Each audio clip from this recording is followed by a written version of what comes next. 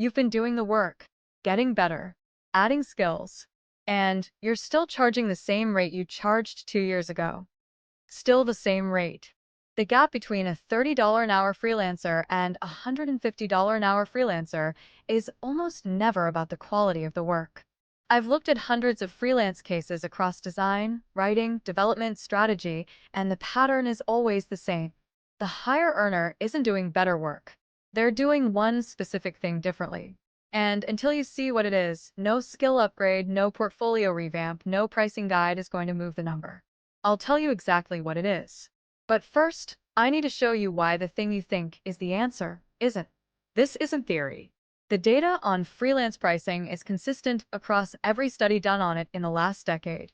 Skill, measured by portfolio quality, years of experience, client feedback scores, accounts for less than 20% of the variance in what freelancers earn. The other 80%? Completely different category. And here's the part that should make you stop and think for a second. Most freelancers operate on a very specific belief. They believe that the path to earning more is get better at the work, build a stronger portfolio, collect more testimonials, and eventually, the market will reward you for it. That belief isn't wrong. It's just incomplete. And the gap between incomplete and correct is costing the average freelancer somewhere between $15,000 and $40,000 a year. Here's what actually happens when you operate on that belief. You spend 6 months learning a new skill. You update your portfolio. You feel ready to raise your rate. You reach out to a new client. They ask your rate. You say it. There's a pause. They push back. And you fold. Because somewhere in your head, the voice says, maybe I'm not there yet. Maybe I need to do more first. That's not a skill problem. That's not even a confidence problem, really. It's a structural problem. And it has a specific name. In a moment, I'm going to show you exactly what that structure is and why it has nothing to do with how good you are. But I need to show you one more thing first, because without it, the rest of this won't land the way it should. Here's the thing nobody tells you about freelance pricing. Pricing is not a reflection of your skill. Pricing is a communication act.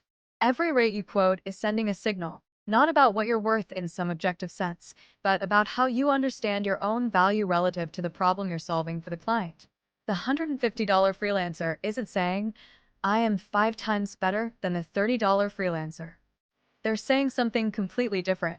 They're saying, this problem you have, I understand it more specifically than anyone else you could hire. And I have a specific way of solving it. That's not a skill statement. That's a positioning statement. Skill is what you do. Positioning is how you describe the gap you fill. And here's what makes this both frustrating and genuinely exciting. Positioning is learnable. In a way that skill, frankly, isn't, at least not on a timeline that helps your bank account this month. So, what exactly is positioning? And how does the higher earning freelancer use it differently? There are 3 specific behaviors that separate them.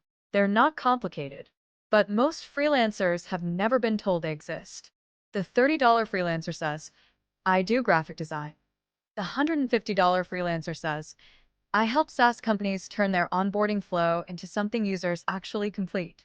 Same underlying skill, completely different signal. One is a commodity. The other is a specialist.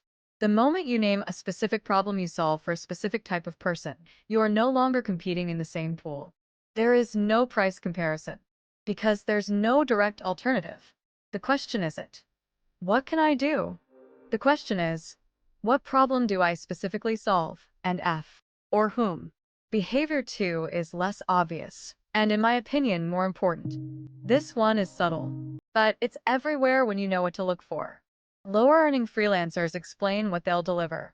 Higher-earning freelancers explain what happens if this problem stays unsolved. I'll design your landing page versus, right now, your landing page is probably converting at 2 to 3%. Industry standard for your category is 6. That gap is costing you, at your traffic level, somewhere between $4,000 and $8,000 a month in missed conversions. I can close that gap. Same deliverable. Completely different conversation. One is a transaction. The other is an investment. And investments justify higher numbers in a way that transactions simply don't. You are not asking the client to pay for your time. You are showing them what staying in this problem costs them and positioning your fee as the cheaper option. The third behavior is the one that most directly affects what happens in the first 30 seconds of a new client conversation. And it's the one almost nobody gets right. Every client conversation has a frame. A frame is the set of assumptions both people are operating from without saying it out loud. If the client sets the frame is, I'm hiring a vendor. Vendors compete on price.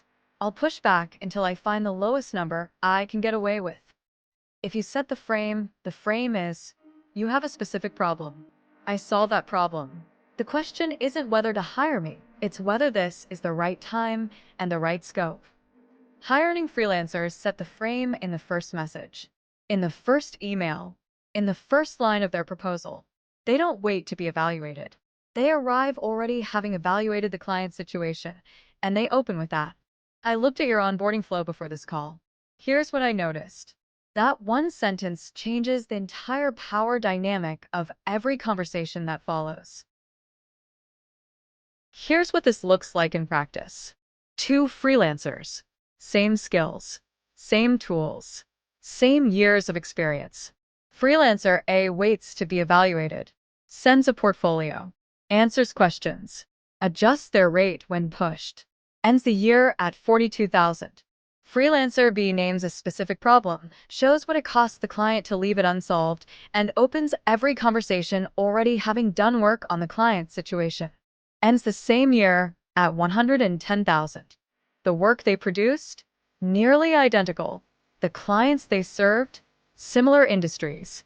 The only variable, the thing that created that $68,000 difference, was how each one communicated their value before a single deliverable was handed over. This is learnable. That's the point of this whole video. These are not personality traits. They are communication structures.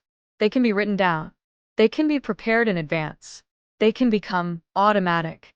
The specific words, the exact phrases for naming your problem, framing the cost, and opening a client conversation so that you're setting the frame from the first message, those are concrete and writable. And that's exactly what the next video is going to cover. But before that, I want to ask you something genuinely. Which of these three behaviors do you think you're currently missing? Drop it in the comments, because the answer tells you more about where your ceiling is than any skill assessment will.